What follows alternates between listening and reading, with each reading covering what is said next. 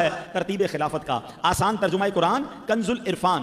محمد اللہ کے رسول ہیں صلی اللہ تعالیٰ علیہ وسلم اور ان کے ساتھ والے کافر. السلام علیکم ورحمۃ اللہ وبرکاتہ.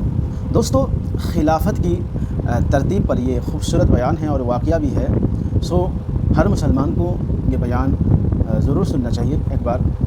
چلیے بیان کو پہلے سنتے ہیں. ابو ذر غفاری رضی اللہ تعالیٰ بڑے عظیم صحابی رسول ہیں. آپ فرماتے ہیں کہ میں حضرت عثمان غنی جو کہ مسلمانوں کے تیسرے خلیفہ ہیں رضی اللہ تعالیٰ عنہ، ان کا جب بھی ذکر کرتا ہوں خیر کے ساتھ کرتا ہوں، ان کی تعریف بیان کرتا ہوں. اور اس کی وجہ ہے میرے پاس کچھ ایسی بات ہے جو میں نے اپنی آنکھوں سے دیکھی ہے، اپنے کانوں سے سنی ہے کہ ان کا مرتبہ کتنا بڑا ہے. پھر انہوں نے اپنا ایک واقعہ سنایا. وہ کہتے ہیں نبی پاک علیہ الصلوۃ والسلام کے دور میں چونکہ حضرت ابو ذر غفاری بھی تھے، کہتے ہیں پیارے آقا کی خلوتوں کا عاشق تھا کہ جب نبی پاک اکیلے تشریف فرما ہو نا، کوئی ساتھ نہ ہو تو میں پہنچ جاؤں. اور پیارے آقا کا وہ جو خلوت والا معاملہ ہے، نبی پاک کے ساتھ کچھ قرب کا معاملہ مجھے مل جائے تو میں تلاش کرتا رہتا تھا کہ جب نبی پاک کو میں دیکھتا رش نہیں ہے مجھے کھینچ لا. حضرت ابو ذر کہتے ہیں تھوڑی دیر ہوئی تو حضرت عمر فاروق رضی اللہ عنہ آ گئے. میں پیارے آقا نے بالکل وہی سوال کیا، اے عمر تمہیں کیا چیز کھینچ کر لائی؟ وہ کہتے ہیں اللہ اور رسول کی محبت کھینچ لائی. تھوڑی دیر ہوئی تو حضرت عثمان غنی آ گئے. نبی پاک کو سلام عرض کیا. پیارے آقا نے پوچھا اے عثمان کیوں آئے ہو میرے پاس، کیا چیز تمہیں لے کر آئی؟ کہتے ہیں اللہ اور رسول کی محبت کھینچ لائی ہے. گھر پہ ہوتے تھے قرار نہیں آتا تھا، فیملی میں ہوتے تھے دل نہیں لگتا تھا، بس جی چاہتا تھا ہر وقت سرکار کی بارگاہ میں حاضر ہو جائیں. اب حضرت ابو ذر کہتے ہیں میں نے دیکھا کہ 3 عظیم صحابہ آئے.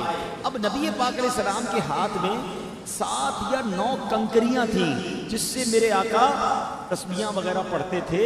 اب بھی نبی پاک نے اپنی ہتھیلی پر ان کنکریوں کو رکھا تو ان کنکریوں نے تسبیح کرنا شروع کر دی. میں اور آپ کنکر سے تسبیح کرتے ہیں نا، میرے آقا وہ ہیں جن کے ہاتھ میں کنکریاں آ جائیں تو وہ تسبیح کرنا شروع کر دیں. اچھا اتنی آواز تھی ان تسبیح کی کہ حضرت ابو ذر غفاری کہتے ہیں کہ جتنے حاضرین تھے نا سب نے وہ آواز سنی. اب نبی پاک علیہ السلام نے وہ کنکریاں زمین پر رکھ دی، وہ کنکریاں خاموش ہو گئی.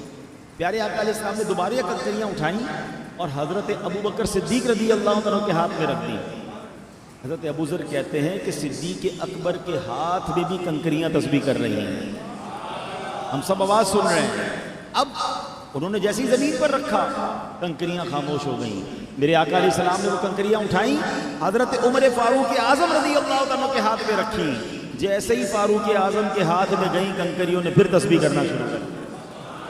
انہوں نے کنکری زمین پہ رکھی، کنکریاں پھر خاموش ہو گئیں. اب نبی پاک نے وہ کنکریاں سیدنا عثمان غنی رضی اللہ عنہ کے ہاتھ میں دی. جیسے ہی عثمان غنی رضی اللہ عنہ کے ہاتھ میں وہ کنکریاں آئیں انہوں نے پھر تسبیح کرنا شروع کر دی. جیسے ہی انہوں نے زمین پر رکھی تو کنکریاں خاموش ہو گئیں. سرکار دو عالم علیہ السلام نے فرمایا ہذہ خلافت النبوہ، یہ نبوت کی خلافت ہے. اس کے بعد نبی پاک نے اور جو حاضرین تھے ان کے ہاتھوں پر بھی کنکریاں رکھیں، مگر کسی کے ہاتھ میں جا کر کنکریوں نے تسبیح نہ کی.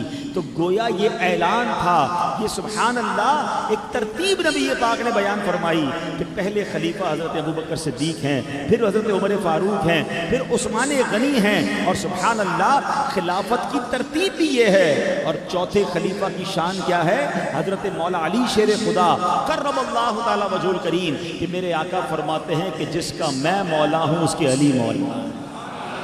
حضرت علی یہاں موجود نہیں تھے، اگر وہ ہوتے تو یقیناً ان کے ہاتھ میں کنکریاں جو ہے وہ تسبیح کرتی. مگر اس روایت سے ہمیں پتہ چلتا ہے کہ ان صحابہ کرام کا کیا شاندار مرتبہ ہے. سبحان اللہ، اللہ کریم ان عظیم ہستیوں کا فیضان ہمیں نصیب فرمائے. اور یہ جو ترتیب خلافت ہے، کہ پہلے خلیفہ کون ہیں؟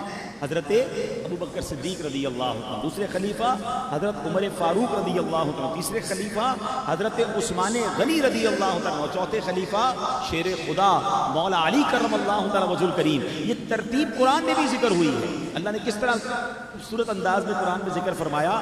سبحان اللہ.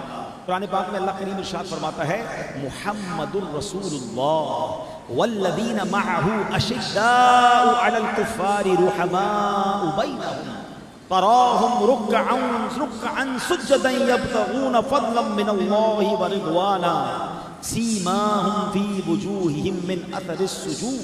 पहले तर्जुमा सुन लें, फिर कैसे इशारा होता है तरतीब खिलाफत का। आसान तर्जुमा कुरान, कंजुल इरफान। मोहम्मद अल्लाह के रसूल हैं सल्लल्लाहु तआला अलैहि वसल्लम, और उनके साथ वाले काफिरों पर सख्त, आपस में नरम दिल। तो उन्हें रुकू करते हुए, तू उन्हें रुकू करते हुए, सजदे करते हुए देखेगा। अल्लाह का फजल और रिजा चाहते हैं। इनकी अलामत उनके चेहरों में सजदों के निशान से है। सुभान अल्लाह।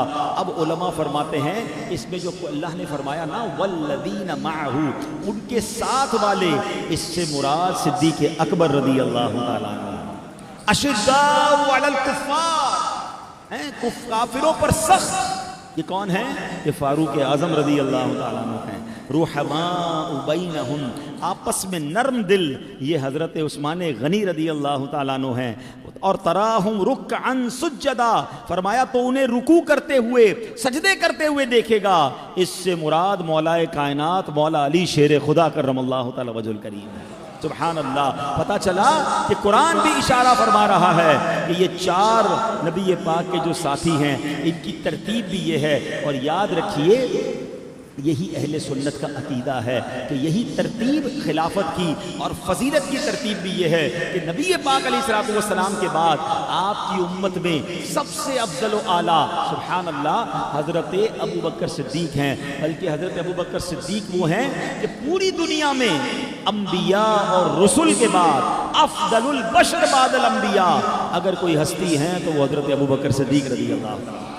उसके बाद हज़रत उमर फ़ारूक हैं, फिर उस्मान गनी हैं, और फिर हम सब के दिलों का चैन मौला अली शेर खुदा करमल्लाहु तआला वजहुल करीम हैं। अब मेरे प्यारे इस्लामी भाइयों, अब जरा गौर करम बात है, नबी पाक का जो ये वाक़या है कंकरियों वाला, इसमें एक बड़ी कमाल का दर्स है। ये नमाज का वक्त नहीं था, ये बयान इज्तिमा या यूँ समझिए कि तबलीग का टाइम नहीं था कि सहाबा आते थे और दर्स और इल्म दीन सुनते थे या सीखते थे। ये घर पर एक फ्री टाइम जिसको कहते हैं ना, वो वक्त था। सहाबाए किराम उस वक्त अपने घर पे होते थे, मगर सुभान अल्लाह अब अपने उस टाइम से निकल कर नबी पाक के पास आ गए। और प्यारे आका ने पूछा कि क्यों आए हो, क्या चीज़ खींच कर लाई है? तो जवाब क्या दिया कि हुजूर अल्लाह और रसूल की मोहब्बत खींच कर लाई है। घर पर चैन नहीं आता था। अरे ये तो सहाबा थे, जिब्रील अमीन तो सिदरतुल मुंतहा पे रहते हैं ना, 500 साल का सफ़र है। अल्लाह अकबर, पहले आसमान का, और हज़रत जिब्रील तो सिदरतुल मुंतहा 7वें आसमान के ऊपर रहते हैं। मगर वो भी बार बार सरकार की बारगाह में आते। आला हज़रत के बरादर मौलाना हसन रज़ा खान साहब लिखते हैं ना कि बेलिखाए यार उनको चैन आ जाता अगर हुजूर से मिले बगैर हज़रत जिब्रील को चैन आ जाता। बेलिखाए यार उनको चैन आ जाता अगर बार बार आते न यूं जिब्रील सिदरा छोड़कर। अरे वो सिदरतुल मुंतहा छोड़कर दिन में कई कई बार आते थे तो सहाबा का दिल घर में कैसे लगता। जलवाए जाना देख लिया था, आका के इश्क में गिरफ्तार थे। तो ऐ मेरे प्यारे इस्लामी भाइयों, पता चला कि मोमिन जो है उसके दिल में हर वक्त अल्लाह और रसूल की याद होनी चाहिए, उसे वो याद बेकरार करे। अब सहाबा किराम तो घर जाकर भी वापस आ जाते थे। अब जरा हम अपने आप को चेक करें ना कि हमें कितना अल्लाह और अल्लाह रसूल की याद, उसके रसूल की याद आती है। जरा गौर करें ना, दुकान पर हैं, नमाज का वक्त हो गया है, क्या अल्लाह की बारगाह की हाजिरी की याद आती है? कान में अजान की आवाज़ भी आती है, मगर मुसलमान की नमाज कज़ा हो जाती है। मोमिन वो होता है जिसका दिल मस्जिद में लगा रहे। आपको पता है एक हदीस है कि वो खुश नसीब जिनको क़यामत के दिन अल्लाह के अर्श का साया मिलेगा, वो 7 किस्म के लोग हदीस में बयान हुए। उनमें से एक कैटेगरी वो है कि वो बंदा जो मस्जिद से निकले मगर उसका दिल मस्जिद में लगा रहे। फिर दोबारा आना है, ज़ोहर पढ़ के गया हूँ, असर में फिर आना है, असर पढ़ के गया हूँ, मगरिब में फिर आना है, इशा पढ़ में फिर आना है, बार बार आना है, दिल मस्जिद में है। फरमाया क़यामत के दिन उसको अल्लाह के अर्श का साया नसीब होगा। और हमारे कुछ लोग ऐसे हैं जिनका दिल मस्जिद से दूर हो गया, मस्जिद में आना ही नहीं है। बड़ी मुश्किल से हफ्ते में एक दिन जुम्मे की नमाज में, अच्छा वो भी आ गए तो पता क्या होता है, जुम्मे में आखिर में आएंगे, अभी इमाम साहब सलाम नहीं फेरेंगे तो निकलने की जल्दी होगी, यानी दिल नहीं लग रहा है, फॉर्मेलिटी, मजबूरी है।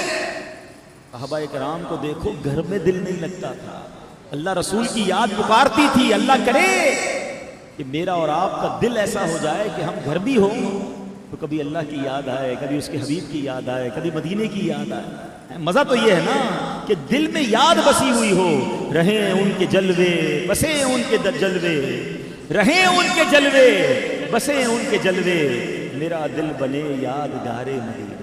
خوش نصیب ہیں وہ لوگ جن کا دل مسجد میں لگتا ہے۔ اب غور کیجئے، کبھی تلاوت قرآن کا دل نہیں چاہتا، اکیلے بیٹھے فارغ بیٹھے کوئی کام نہیں ہے، کیا کریں گے؟ موبائل نکالیں گے، اس میں پتہ نہیں کیا دیکھ رہے ہیں، یار تھوڑی دیر اسی موبائل پر قرآن ڈاؤن لوڈ کر لیتے، یاسین شریف پڑھ لیں، سورہ ملک پڑھ لیں روزانہ رات کو، کچھ تو اللہ کا کلام پڑھیں نا۔ اگر جس سے محبت ہو نا، آپ کو پتہ ہے کچھ لوگوں کو اپنے گھر والوں سے پیار ہوتا ہے، تقریباً سبھی کو ہوتا ہے، اپنے بچوں سے پیار ہوتا ہے، اکیلے میں بیٹھ کر ان کی تصویریں دیکھ رہے ہوتے ہیں، کیوں دیکھتے ہیں؟ یار بچہ یاد آ رہا، فیملی یاد آ رہی تھی، یار پرانی کوئی تصویر ہے، ایک یادگار ہے۔ دل ہوتا ہے نا تو بندہ اس کا ذکر کرتا ہے، اس کو دیکھتا ہے۔ جس کے دل میں اللہ سے محبت ہو تو قرآن کو کیوں نہیں دیکھتا؟ قرآن کس کا کلام ہے بتاؤ نا؟ اللہ کا کلام ہے نا۔ میں اللہ سے باتیں کرتا ہوں، جب قرآن مولا علی سے پوچھو، مولا علی فرماتے ہیں جب میرا جی چاہتا ہے اللہ مجھ سے بات کرے میں قرآن پڑھنے لگ جاتا ہوں۔ جب بھی آپ قرآن پڑھتے ہیں اس کا مطلب اللہ آپ سے کلام فرما رہا ہے، تو روز کچھ تو اللہ سے باتیں کرو نا یار۔ کہتے ہیں جب میرا جی چاہتا ہے میں اللہ سے بات کروں میں نماز پڑھنے لگ جاتا ہوں۔ مبارک ہو ان کو جو روز قرآن پڑھتے ہیں، روز نماز پڑھتے ہیں۔ آپ کبھی اللہ سے بات کر رہے ہوتے ہیں، کبھی اللہ آپ سے کلام فرما رہا ہوتا ہے۔ اللہ کرے کہ ایسی محبت ہے۔ کبھی تو ایسا ہو کہ رات کو اکیلے میں ہوں، آرام کا ٹائم ہے مگر نیند نہیں آ رہی، کیوں نہیں آ رہی؟ مدینہ یاد آ رہا ہے، کوئی نعت شریف لگا کے آنکھوں سے آنسو ہیں، کسی کو پتہ بھی نہیں، میں اکیلا رو رہا ہوں، کس کی یاد میں؟ حضور کی یاد میں کہ حضور میں بھی تو آپ کو امتی ہوں، کبھی تو دیدار کروا دیں۔ صحابہ کا تو جب جی چاہتا تھا آپ کا دیدار کر لیتے تھے، حضور اس امتی پر بھی تو کرم فرمائیں۔ یقین کریں دل کی آنکھیں، اور جب انسان اشک کی الفاظ بات کرتا ہے نا، ہاں کبھی جو ہے نا گفتگو آنسو سے بھی کرنا سیکھیں۔ کچھ باتیں زبان سے ہوتی ہیں اور کچھ باتیں آنسو سے ہوتی ہیں۔ آپ کو پتہ ہے آنسو بھی نعت سناتے ہیں، الفاظ سے نعت پڑھنا اور ہے اور آنسوؤں سے نعت پڑھنا اور ہے۔ وہ شاعر لکھتے ہیں نا، آج اشک میرے نعت سنائے تو عجب کیا، اور سن کر وہ مجھے پاس بلائے تو عجب کیا۔ اکیلے آنسوؤں کی باتیں ہو رہی ہیں، دل ہی دل میں نبی پاک سے باتیں ہو رہی ہیں، ان کو یاد کیا جائے۔ یہ صحابہ کا واقعہ ہمیں درس دے رہا ہے نا، گھر میں تھے کوئی بیان نہیں۔ آج تو آپ اجتماع میں آئے ہو نا، کسی نے بلایا ہوگا، دعوت دیکھی ہوگی، چلو یار بیان سنیں، اچھی بات ہے۔ اگر کبھی ایسا بھی ہو کہ کوئی اجتماع نہیں، کوئی بیان نہیں، اکیلے کدھر جا رہے ہو؟ اللہ کے گھر میں جا رہے ہو، اللہ سے باتیں کروں گا، اکیلے کونے میں بیٹھ کر نفل پڑھ رہے ہیں، دعائیں کر رہے ہیں، قرآن پڑھ رہے ہیں، اللہ سے باتیں کر رہے ہیں، دنیا والوں سے رابطہ ختم۔ کبھی اکیلے میں نعتیں پڑھ رہے ہیں، درود پڑھ رہے ہیں، نبی پاک کو یاد کر رہے ہیں۔ یہ صحابہ کرام کی فیلنگ تھی نا کہ حضور گھر میں تھے مگر آپ کی محبت ہمیں کھینچ لائی۔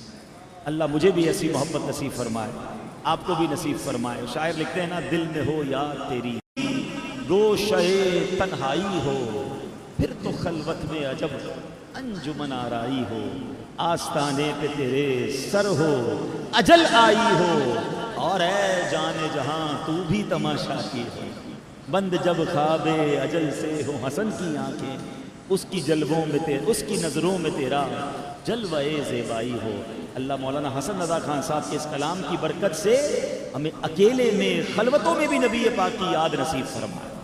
دوستوں، آپ نے خلافت کی ترتیب پر بہت ہی قیمتی گفتگو اور باتیں سماعت کی۔